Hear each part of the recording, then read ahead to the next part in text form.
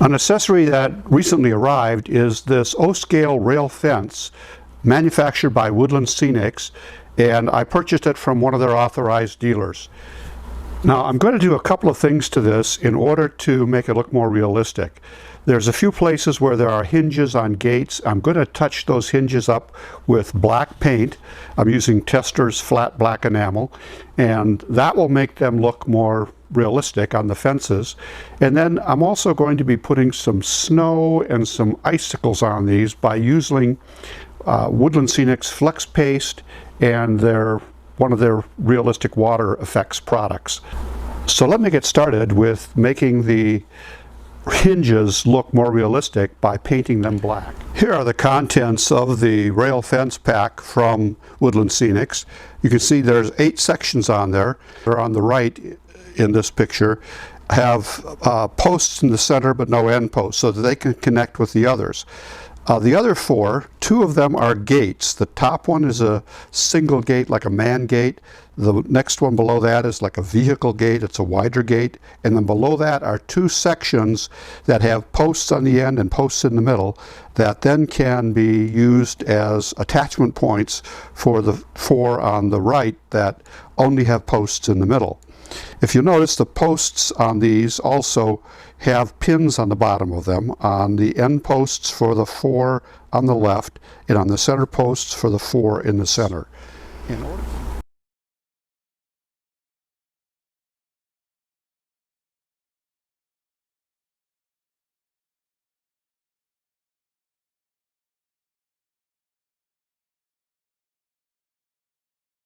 Superglue covers a multitude of errors when you're building a fence like this on a model railroad layout. The need to get everything in just exactly the right position is alleviated just a little bit when you use the superglue, and you're able to get it kind of wiggled around and into the position where you want it. The fence here is coming together quite well, and there's some ends that have to be fastened onto posts that they are not right butted up against, but the superglue makes them stick quite well. The fence isn't perfect in terms of being precisely even, precisely vertical, all those little things like that that seem to be so important when you're doing a fence around a suburban home are not as important when you're doing a fence on a farm. You do need to have it, fairly vertical in order to be stable, but that's not your first priority when you're building a fence on a farm. Your first priority is to get the job done, and getting the job done sometimes means taking some shortcuts, doing things quick and dirty as opposed to as precise as you might be building them in a suburban neighborhood. But that's just the reality. I mean, your important work on the farm has to do with production, producing whatever it is that the farm produces. Grain crops, hay, silage, milk, whatever it is that you're producing, beef. So getting the job done quickly so you can get the production taken care of takes precedence over a perfect fence. And that's what we're seeing here. I'm getting the job done. It's not necessarily perfect, but it's going to be very realistic, and it's going to be complete. And that's the important thing. You want it to be completed. You don't have time when you're a farmer to mess around with perfection. The important thing is production, not perfection. So, in putting up the rail fence, I needed to join it to the barbed wire fence, which I did right there. I was able to attach the 4 rails with super glue to that post at the end of the barbed wire fence. There's a post in the corner that's part of that fence section, and it's difficult to see because of the way the angle is on the lighting, but I think maybe we'll be able to work it out. Then I've got this other section of fence here that has a gate in it. That gate in the middle there is a gate that you would be able to drive a vehicle through based on O scale. So that's a vehicle gate, and I picked out the hinges and the latch in black to make it more realistic. I've joined together two more fence sections there at that post, overlapping the rails from the one section with the other and using super glue to attach them. And then here I have a barbed wire fence section that joins to the side of the barn, and that connects, that gives me a post that I could glue those rails onto, and that finishes that off. So all in all, it looks kind of like you would probably see a fence put together on a farm where things are not necessarily all perfect. They're kind of cobbled together in a way that uses materials efficiently, and that fence now is in place, and it, I think, looks better than just barbed wire being all around. I like to end each session with an operating session, and this time around I'm going to be taking the Norfolk Southern train and seeing if I can get that to go down on the lower level and then bring it back up on the upper level again. So we'll get started and see how we do with that. First I got to connect the locomotive. That diesel horn tells me it's connected, so we're going to start moving it forward and see how we go.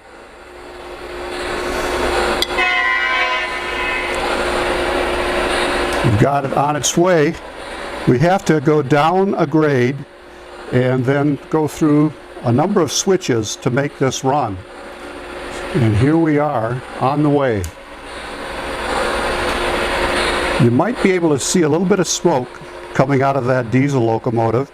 It's not a steam locomotive, so it's not going to be a huge amount of smoke, but we've got a bit of smoke coming out, and we're now going to make the transition from the upper level mainline track down the grade and see if we can get it to go through the switches onto the lower level, first on track number 2, then over onto track number 1, and then back down onto the track number 2, and then eventually back it back up in reverse to come back up to the upper level.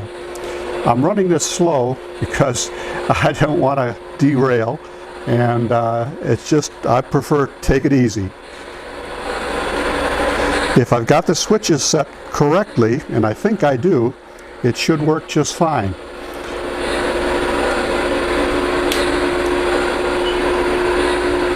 There's a little bit of smoke coming out of the caboose as well. That's one of the smoking cabooses, and that's working as well.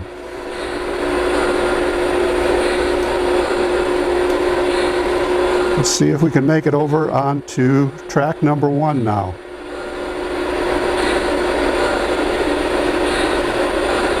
It's going through and switching from track number 2 to track number 1.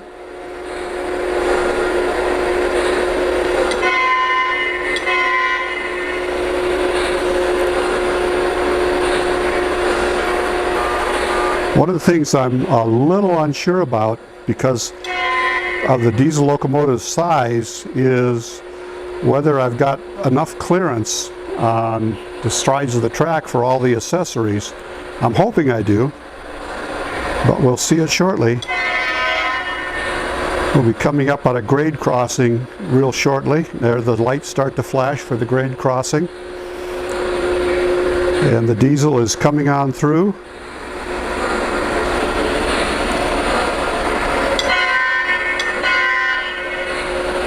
You can see it coming along now on the lower level.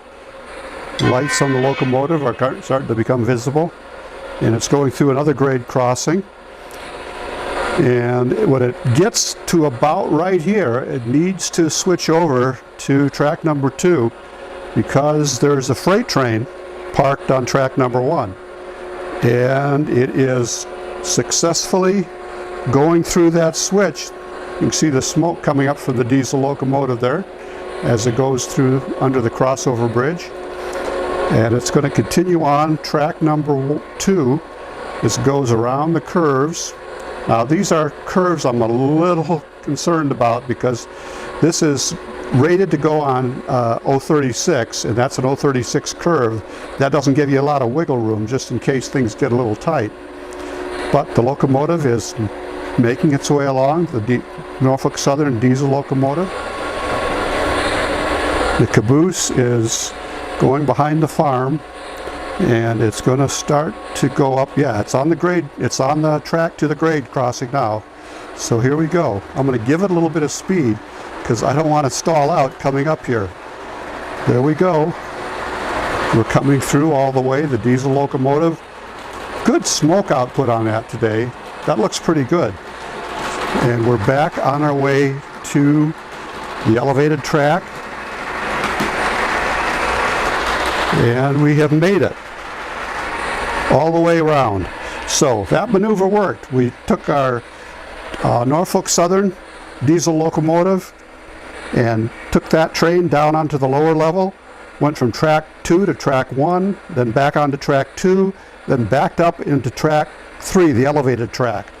Altogether, good maneuver.